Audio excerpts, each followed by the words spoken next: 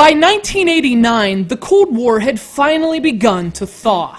The symbolic Iron Curtain tumbled to the ground with the actual concrete of the Berlin Wall.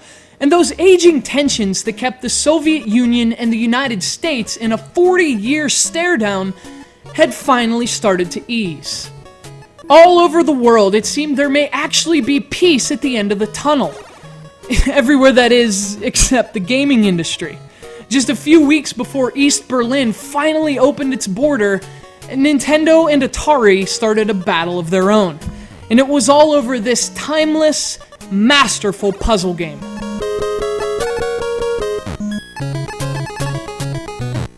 This is Tetris, a game that would ultimately become one of the greatest of all time, but only after setting the stage for one of the ugliest wars in gaming history.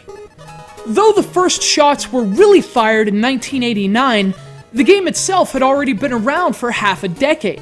When Moscow began to market the rights to Tetris, several gaming companies obviously came calling. But the legal aspects of the ensuing agreements weren't entirely clear, at least not to Atari.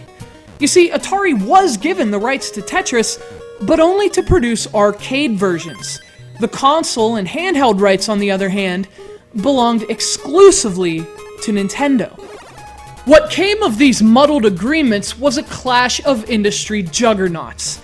Through their Tengen Games division, Atari released an unlicensed version of Tetris for the Nintendo Entertainment System in May of 1989, obviously crossing the rules of the agreement, and after just a month on store shelves, a US district court barred Tengen from distributing that version of Tetris.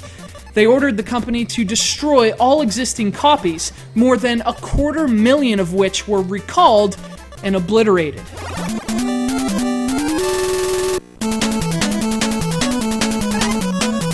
Now, Tengen and Nintendo would remain embroiled in heated legal battles for several years, but just a few months after the court's injunction, a victorious Nintendo released this version, the official NES version of Tetris.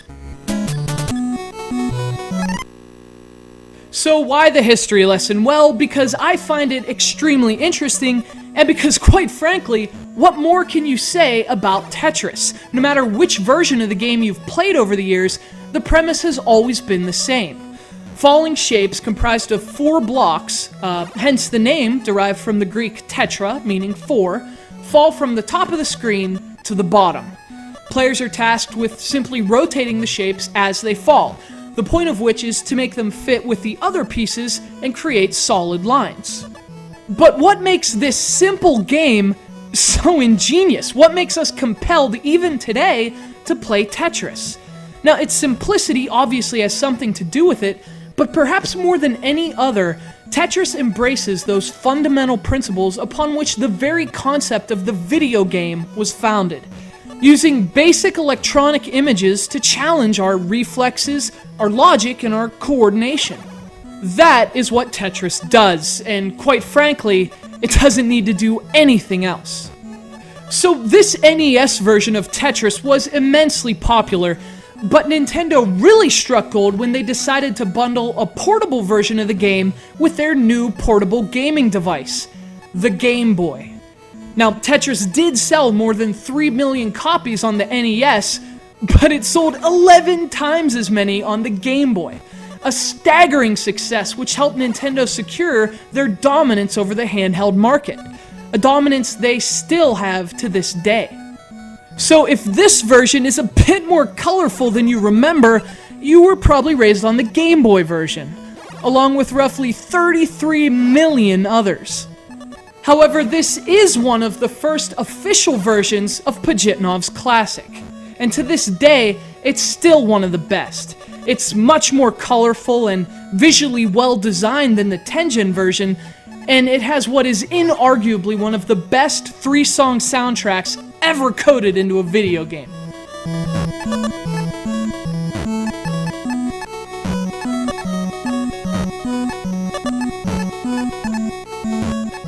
But it also inexplicably lacks one very important component: multiplayer.